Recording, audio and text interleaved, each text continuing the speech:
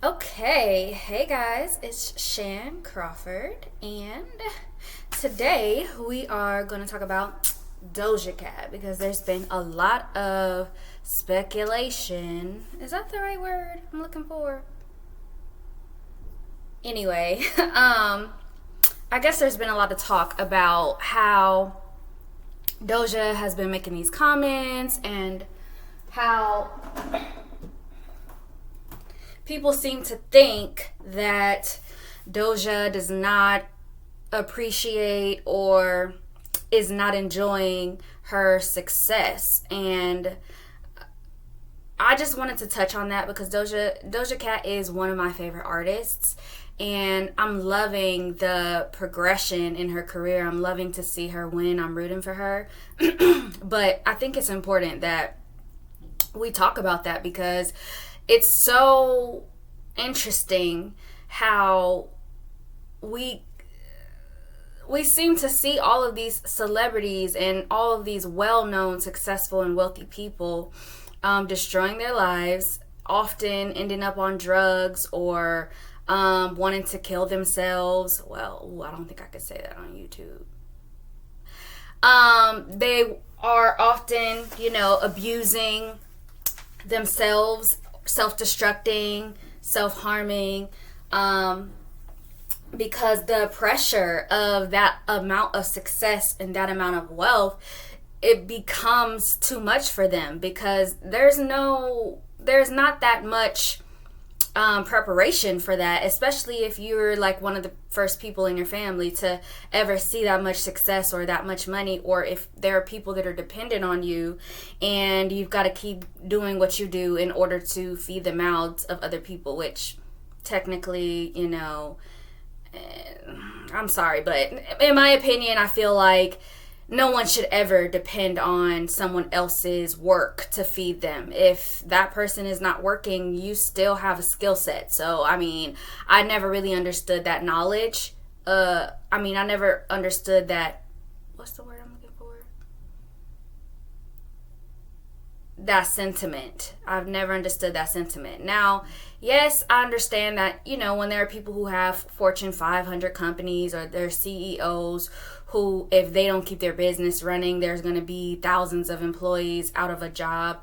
However, there's still a million more jobs that are available for those people. So at the end of the day, let's not downplay the fact that the CEO also, if he fails, like, this is him out of a job as well. You know what I'm saying? Like, he still has to figure out what he has to do with his life, just like you do. So I guess I kind of never understood that expectation put on the one person like a Beyonce who runs this kind of corporation, because the whole production of Beyonce consists of a lot of people's jobs, and if she doesn't work, neither do they.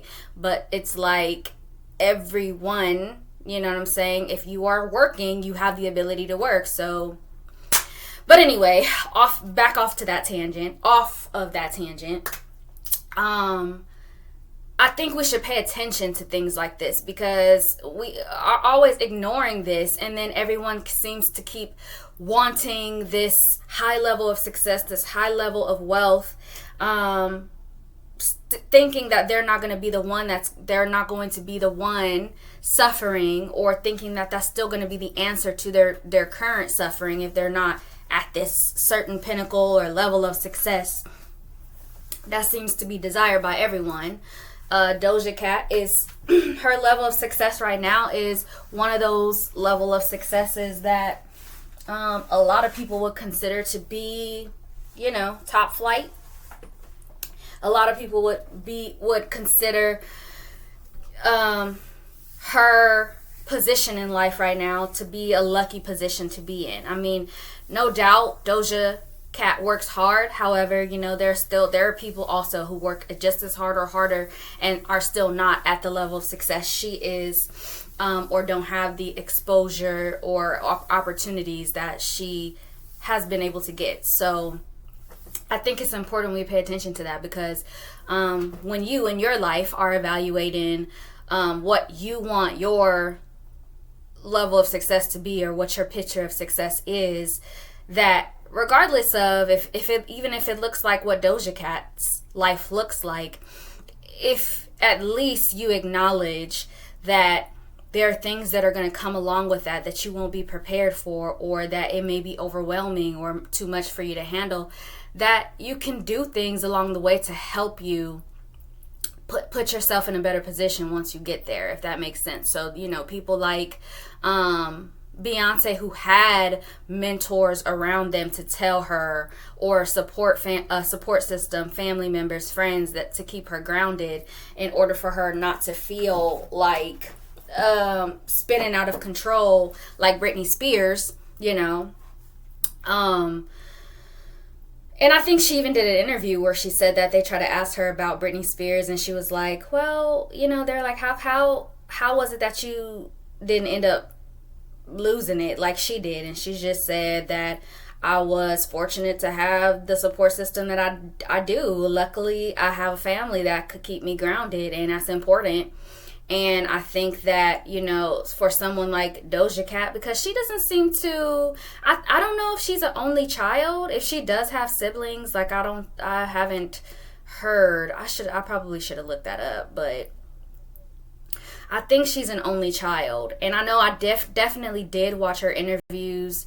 Not interviews. Well, yes, her interviews, but also her like documentaries and stuff about how she rose to fame, and like where she started from, and all of that stuff, what she had to say about that. And she started in the bedroom, hopping people's houses, or in her own bedroom, on a mattress on the floor, making beats. And for a whole year, she said that's what she was doing, like just in her room making music every day. Like she wasn't working, nothing. That's what she was doing. And then to come to a level of success where now she's performing at the VMAs, and she's what's that other show? What's that other award show? Was it the Grammys? AMAs. I think it was the AMAs too that she performed at. And she's only like 26 or something. So for her to be there and reach that level of accomplishment in her career right now is crazy, coming from the bedroom floor at 17, 18, 19, or from that mockery video, the moo video, the cow video. She said that video was supposed to be a joke, but it went viral and it blew up, but it just so happened that she was actually an artist. So I think that's interesting, but I just wanted to talk about that because I think that we can learn from what Doja is going through, and also what they were saying about that white man. I'm not sure what his name is, but the one that they say is taking credit for a lot of Doja Cat's music, and I don't think she has like all of the songs that she should have credit for. He has the credit for it or something like that. So I think that what we can learn from that is that we should be we should be striving for the best version of ourselves, and that sometimes when we strive for something big, something so desirable, that we forget that there are going to be challenges that come along with that too, and we've really got to pay attention on the journey there to what to expect and what we're dealing with, so that we can maneuver it better, so that you can take care of yourself, and that your happiness is not completely compromised on the way. And this is something I can relate to too, because I did not come from wealth, and I worked really hard to manifest wealth for myself and financial freedom. And I reached a point where I had money and I was doing what I love to do, and I would consider that to be successful for myself. And then when I got to that point, I was like, what now? I thought that I was gonna be happy. Like, it was nice for a second, but it wasn't what I thought it was gonna be.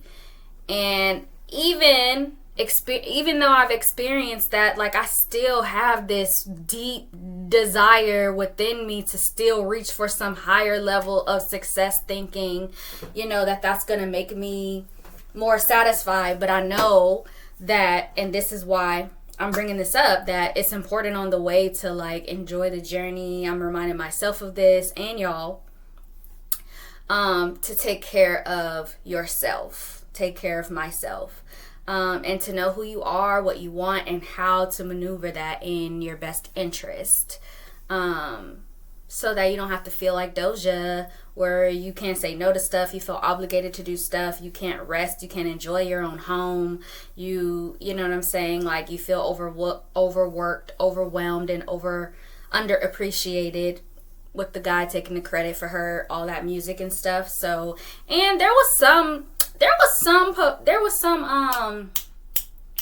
it was an award that she got. I think it was last year, if I'm not mistaken. It might have been this year, but basically, they had given her the award, like, in the back room or something like that, as opposed to everybody else who was able to walk out on the stage or something and get their award.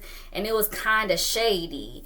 And I'm not really sure why that happened to her. There should be some, like, videos on that. I'll have to look it up, or you can look it up yourself. But I don't know, like, what that was about, or how much of that she might be dealing with behind the scenes that we don't know about. But I think that the sooner that you know yourself and what you're willing to accept, then the easier it is to figure out how to maneuver, the path that you want to see for yourself, like your personal end goal, without compromising yourself too much. So that's my 2 cents on Doja Cat. I am a life transformation coach, so that is the reason why I felt like we need to learn from that. I feel like we can learn from everything. And I would love to hear your commentary on what you think being successful does for you. What do you think, like, if you reach your biggest desires and your highest goals out of life, like, what does that look like for you? And what do you think, like, it's gonna do for you once you get there? Or if you've gotten there, what does that feel like for you? So until next time, if you like this video, definitely press the like button, and subscribe. I am trying to grow my YouTube channel. I appreciate you being here. I appreciate your time, and I hope to see you in the next video.